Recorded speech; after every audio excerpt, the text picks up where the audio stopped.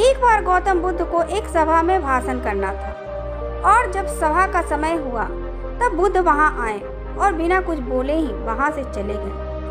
तकरीबन 100 से भी ज्यादा लोग बुद्ध का उस सभा में इंतजार कर रहे थे और बुद्ध के इस तरह के व्यवहार को देखकर सभी लोग बहुत चौंके, लेकिन किसी ने भी बुद्ध से कोई भी प्रश्न नहीं किया। अगले दिन फिर से सभा का आयोजन हुआ और दूसरे दिन सभा में लोगों की संख्या तकरीबन घट गई।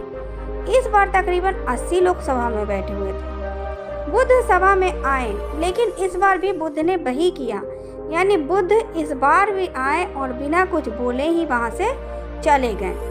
लोग दोबारा से चौंके, लेकिन किसी ने भी बुद्ध से कोई प्रश्न नहीं किया। अगले दिन सभा का आयोजन फिर से किया, लेकिन इस बार भी सभा में लोगों की संख्या और घट गई। इस बार सभा में केवल 50 लोग ही आए हुए थे। बुद्ध सभा में फिर से आए, उन्होंने इधर उधर देखा और बिना कुछ बोले ही सभा से चले गए। उसके बाद कुछ लोग क्रोधित भी हुए, क्योंकि लोगों ने अपना काम छोड़ छोड़ कर आए थे, लेकिन किसी ने भी बुद्ध से कोई प्रश्न नहीं किया। अगले दिन फिर से सभा का आयोजन हुआ। आप लोग जो इस कहानी को देख रहे हैं, आप में से भी कुछ लोग मन ही मन यह सोच रहे होंगे कि अरे कितनी बार सभा का आयोजन होगा, और आप लोगों को भी इस कहानी को देखते वक्त इरिटेशन होना शुरू हुआ होगा। और जिन जिन लोगों को भी अभी इरिटेशन होनी शुरू हो गई है, उन लोगों को तो यह कहानी बड़े ध्यान से देखकर समझना चाहिए, क्योंकि यह कहानी आपके लिए ही है। अगले दिन फिर से सभा का आयोजन हुआ, लेकिन इस बार सभा की संख्या और ज़्यादा घट गई थी, यानी इस बार सभा में सिर्फ 30 लोग ही थे। फिर उसके बाद बुद्ध सभा में आए, मुस्कुराए और फिर से बुद्ध ने वही किया, यानी बिना कुछ बोले ही वहाँ से चले गए। इस बार भी लोग बहुत क्रोधित हुए और इस बार लोगों ने पीछे से कुछ कहा भी और बड़बड़ाए भी, लेकिन बुद्ध ने उनके किसी भी प्रश्न का उत्तर नहीं दिया। दोस्तों, अगले दिन फिर से सभा का आयोजन हुआ और इस बार लोगों की संख्या बहुत ज़्यादा घट गई थी, यानी इस बार सभा में कुल मिलाकर 15 लोग ही आए हुए थे। इस बार भी बुद्ध सभा में आए, लेकिन इस बार बुद्ध अपना आसन ग्रहण कर लेते हैं। फिर बुद्ध बोले और बुद्ध ने उन 15 लोगों को उपदेश दिया और वे 15 लोग ही बुद्ध के भिक्षु बन गए और आगे चलकर उन 15 लोगों ने ही बुद्ध के ज्ञान को अलग अलग दिशाओं में फैला दिया। फिर एक दिन बुद्ध से किसी ने पूछा कि बुद्ध, आप कई दिनों तक बिना बोले ही सभा से क्यों चले जाते थे?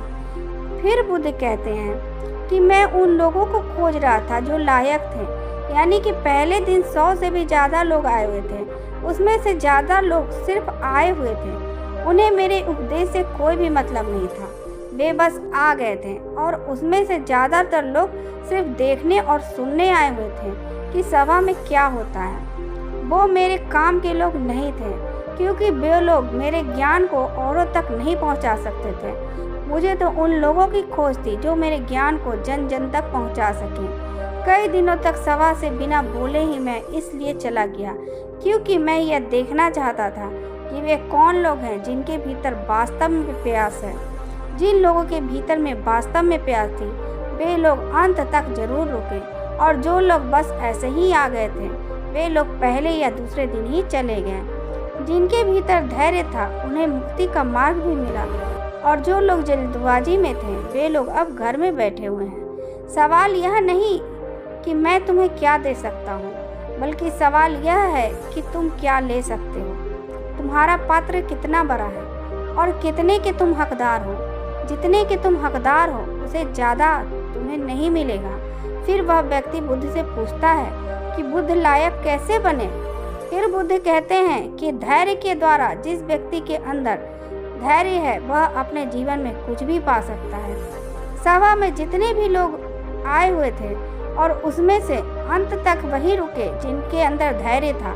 चाहे तुम्हारे जीवन में तुम्हारा लक्ष्य जो कुछ भी हो, लेकिन तुम बिना धैर्य के सफलता के चरम तक नहीं पहुंच सकते। फिर वह व्यक्ति बुद्ध से पूछता है कि कोई व्यक्ति अपने भीतर के धैर्य को कैसे बढ़ाए।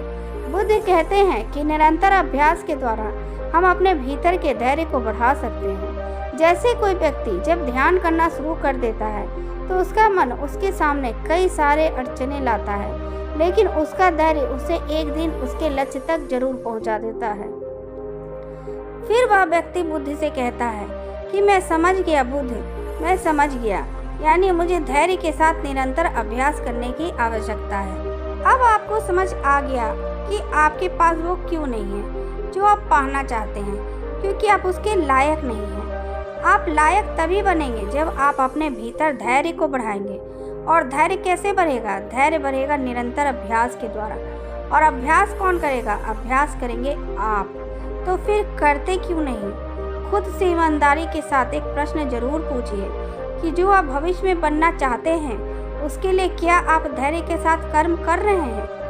अगर उसका उत्तर नहीं है तो अपनी असफलता के लिए जिम्मेदार आप खुद होंगे। आज की यह प्रेरणादायक कहानी अगर आपको पसंद आई होगी तो कमेंट बॉक्स में यस जरूर लिखें और साथ ही चैनल को सब्सक्राइब करके अपने दोस्तों के साथ इस कहानी को शेयर भी करें। धन्यवाद।